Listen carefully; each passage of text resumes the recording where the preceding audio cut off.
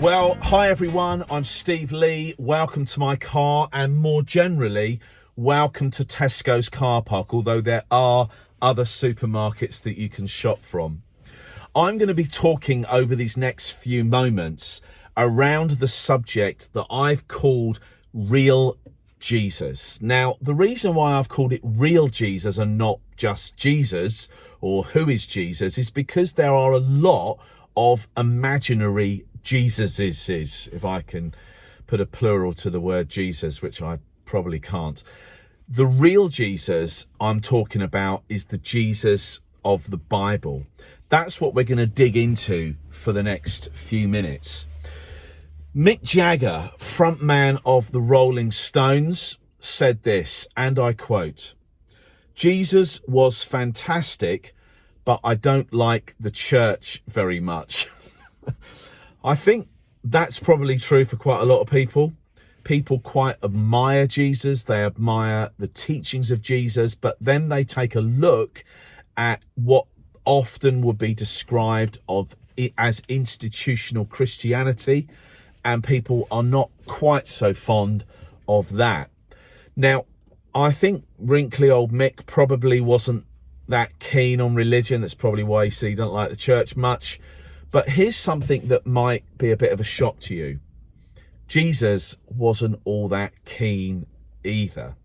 Now, I can hear some of you say, now come off it, Steve. Jesus is all about religion. Most people would imagine Jesus, if you said, imagine someone religious or imagine a religious character, Jesus is going to be right up there. But it's probably not the real Jesus. It's probably the Jesus that's wearing a white dressing gown, maybe wafting around about 6 inches off the ground, kissing babies, the inherited idea of Jesus that maybe comes from stained glass windows or old hymns or assembly at school or Sunday school. We get brought up and we get conditioned to close our eyes and imagine that Jesus was that type of person. But what I want to try and reveal to you today is the Jesus of the Bible, the Jesus who is a fearless advocate of the poor, who went after religion, who tore down barriers in order that ordinary people like us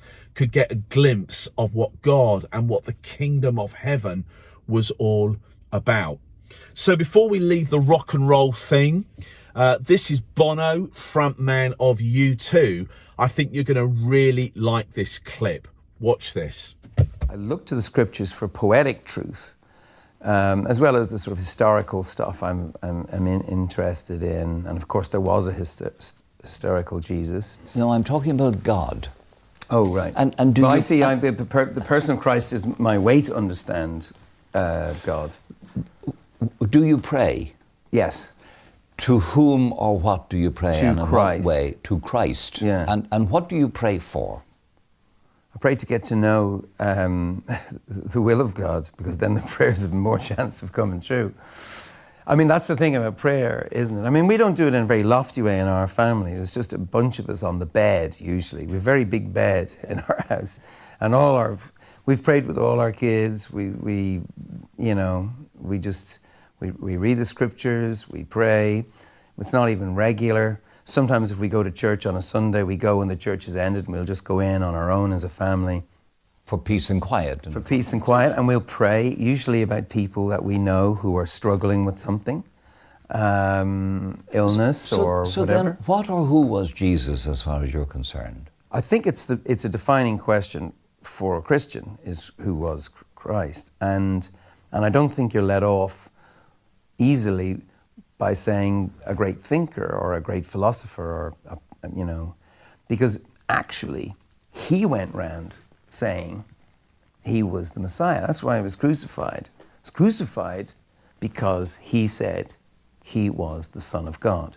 So he either, in my view, was the Son of God, or he was not. No, nuts. Nuts, yes. Forget yes. rock and roll messianic complexes. This is like, Charlie Manson type delirium. And I find it hard to accept that all the millions and millions of lives, half the earth, for 2,000 years have been touched, have felt their lives touched and inspired by some nutter. I don't believe it. I think, therefore it follows that you believe he was divine. yes, And therefore it follows that you believe that he rose physically from the dead. yes, yeah. I have no problem with miracles. I'm living around them. I am one. So when you pray, then you pray to Jesus, Yes, the risen Jesus. yes, And you believe that he made promises which will come true. yes. I do. Powerful stuff indeed. So the question that I'm going to try and wrestle with over these next few minutes is basically, who is Jesus? I'm going to try and answer that question, not what is Christianity? Big difference. Now, Christianity is totally unique. Now, whether it's true or not is a different question, and that's what we've all got to work out for ourselves. But Christianity is different for this reason. If you take the main figures out of most other world religions, you've basically still got the religion intact. The reason for that is because the religion is based on the teachings of the founder of that religion or the central character of that particular faith. Christianity is a religion. I don't really want to call it a religion because I'm not a big fan of religion either. But as a belief, as a way of life, as a truth, Christianity is different, because if you take Jesus out of Christianity, it collapses. There's nothing left of it, because it's not really based around the things that he said. It's about the person of Jesus. Hopefully what I'm going to say in a minute is going to make that a little bit clearer. So here's what I'm going to do. I'm going to try and wrestle to the ground 3 smaller questions in answer to the bigger question as to who Jesus is, who the real Jesus is. And my first question is this: real or fake? In other words, are we dealing with a real person? Are we dealing with an historical figure? Are we dealing with somebody who actually lived? We'll come on to answer the question as to what kind of person he was if he did actually live. But how do we know that this person, Jesus, actually is a real person from history? I reckon most of us are okay with the idea that Thomas the Tank Engine and Batman are made up characters. Maybe that is a devastating shock to some of you, but they are creations of the authors of books and the makers of films. So how do we know that Jesus is not just like Thomas the Tank Engine, that he's not just made up, that someone has not just peddled this idea that a man called Jesus existed?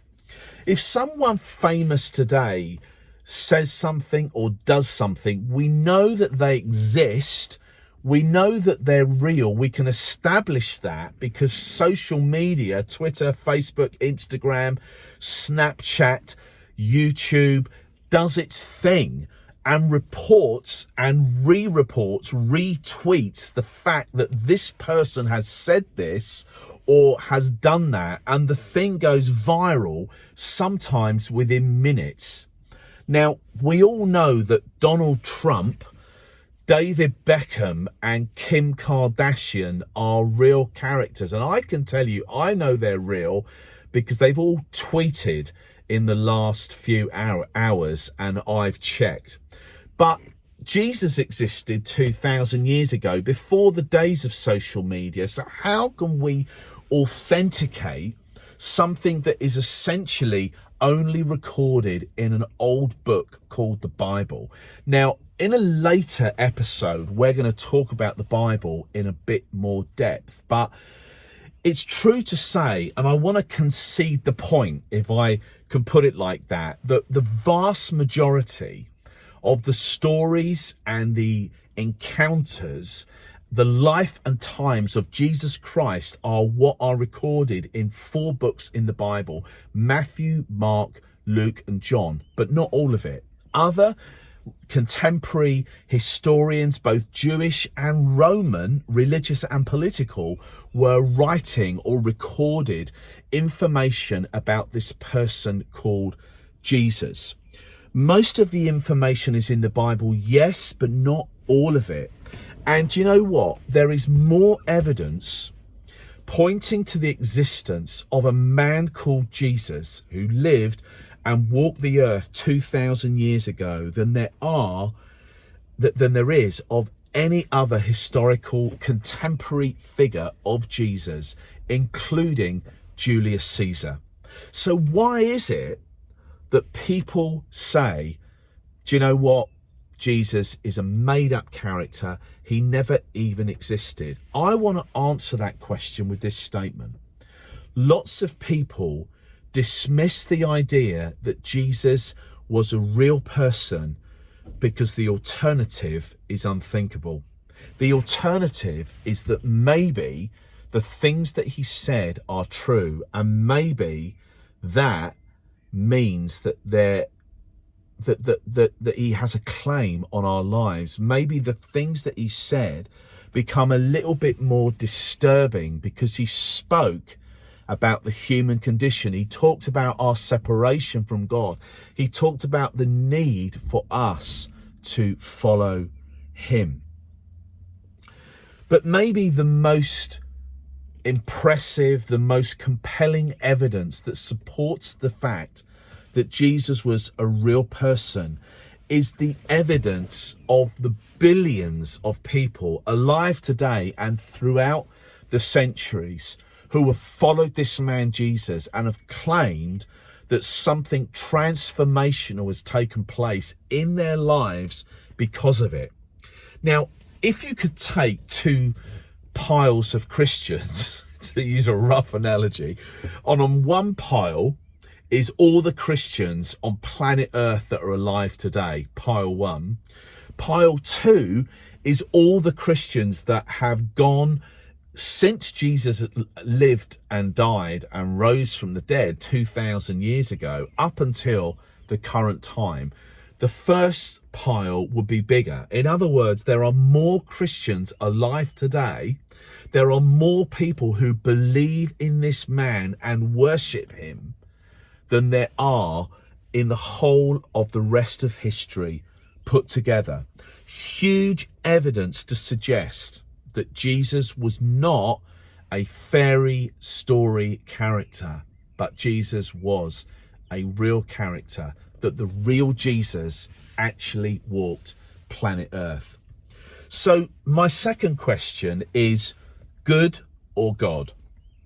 So if all the evidence points to the fact that Jesus was a real person, in other words, a man called Jesus Christ walked planet Earth, I think the response to that quite often is, so what and who cares? Because a bit like Thomas the Tank Engine and Batman, I think people are pretty much okay with the idea that Jesus lived. Bono clearly is quite impressed. Mick Jagger, who's not a Christian as far as I know, he's pretty impressed at Jesus as well. Perhaps a better question is good or God. In other words, was Jesus just a good guy who helped people? Or was he and is he the saviour of the world? That's what we're going to try and get to grips with. Okay, it's video time again. I make these short films called Big Story, and this is one that I want you to watch. It's just a few minutes, and hopefully it will give you a bit more of an idea of who the real Jesus really is. It's called Water into Wine. I hope you enjoy it. A famous old oil painting hangs in the Louvre in Paris. It tells the story of the first recorded miracle of Jesus, and it took place in the most unimaginably non-religious environment, a full-scale wedding banquet. This is water into wine.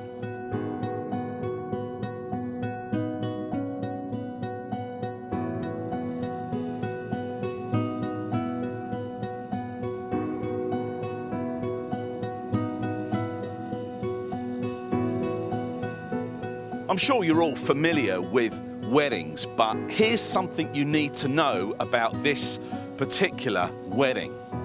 It lasted several days, and there was a bit more by the way of booze than a few gin cocktails, an ice bucket, and some slices of lime. Lots of us have grown up with the idea of Jesus as a slightly patronising, dull, religious irrelevance. But here's an interesting question. If that's really who he was, then what on earth was he doing on the invitation list, and quite possibly as an honoured guest sitting at the top table? Of all the places Jesus could have selected, this is where he goes public for the first time, in front of his disciples, his mother, and the local community. Everything is going to plan until disaster strikes. A hospitality malfunction of the highest order. The wine runs out. The father of the bride is staring down the barrel of public humiliation, to say nothing of the company that has been trusted with the catering contract. But just as the revelers are about to be given the bad news, Jesus makes his move. He tells the staff to fill 6 30-gallon containers with water and serve it up to the guests. Not a great idea. To everyone on the inside, this is a joke that really isn't very funny, but they're not exactly flushed with alternative suggestions, so they go along with the Jesus plan. And that's when the miracle takes place. As the water from the containers touches the glasses, it is mysteriously turned into wine. Needless to say, the host is relieved to see the old vino flowing again, and apparently it's pretty decent stuff, not too shabbily. None other than Chateau Lafite 45 BC, and lots of it. I've done the maths for you. It amounted to around 400 bottles. So there you have it. The first recorded miracle of Jesus, performed on behalf of a guy who made a miscalculation on a booze order. It challenges every stereotype and misconception about who Jesus is and what he is like. Apparently, he lives in the ordinary and not the religious. Apparently, he identifies with the scrapes and the mistakes and the misjudgments that define our lives. Maybe you're of the opinion that Jesus only exists in the quaint old stories in an old dusty Bible. Let me encourage you to think again. There's a whole lot of difference between the real Jesus and the Jesus of religious traditions and expensive oil paintings. He also did a whole lot more than replenish the bar at weddings. Jesus demonstrated the love and power of the Father, but the shadow of the cross was behind every miracle and every act of kindness. After 3 years among the people, he was sentenced to die by crucifixion by a religious court. But then, after 3 days, he was raised to life once again. And the people saw him. On one occasion, 500 of them at the same time in the same place. This is not dead religion. It is a brand new start, a new hope in relationship with a Father who loves us and longs to forgive us through what Jesus did through his life, his death, and his resurrection. Jesus Christ lived the life that we could never have lived. And on the cross, he paid a debt that we could never have paid.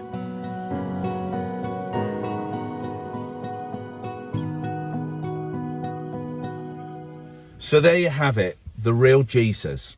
This is what the Bible says. These are the recorded words of Jesus in John's Gospel, chapter 14 and verse 9. This is what Jesus said.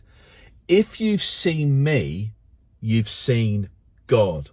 In other words, Jesus through his life is like a mirror image, like a reflection of who God is being cast down upon the streets. If you want to know the answer to the question, what is God like? Look at the life and times of Jesus. Look at the way that he reacted. Look at the way that he responded with love and compassion to people who really needed a second chance in life. When he said, if you've seen me, you've seen the Father. If you've seen me, you've seen God. He's saying, look at me. Look at the things that I'm doing. Look at the actions, and even more importantly, the reactions. And that is what God is like. The real Jesus. It's so important that we get an understanding of who the real Jesus is because if we don't understand who the real Jesus is, we haven't got a chance of understanding what God is like. Here's what C.S. Lewis said, the author of the Chronicles of Narnia. I love those stories. I'm really, really into them. He wrote a number of other books as well, but probably Narnia, the Chronicles of Narnia is his most famous work. But he was a Christian, and this is what he said, and I quote, "A man who is just a man, but said the sort of things that Jesus said, would not be a great moral teacher. He would either be a lunatic on the level with a man who says he is a poached egg, or he would be the devil himself.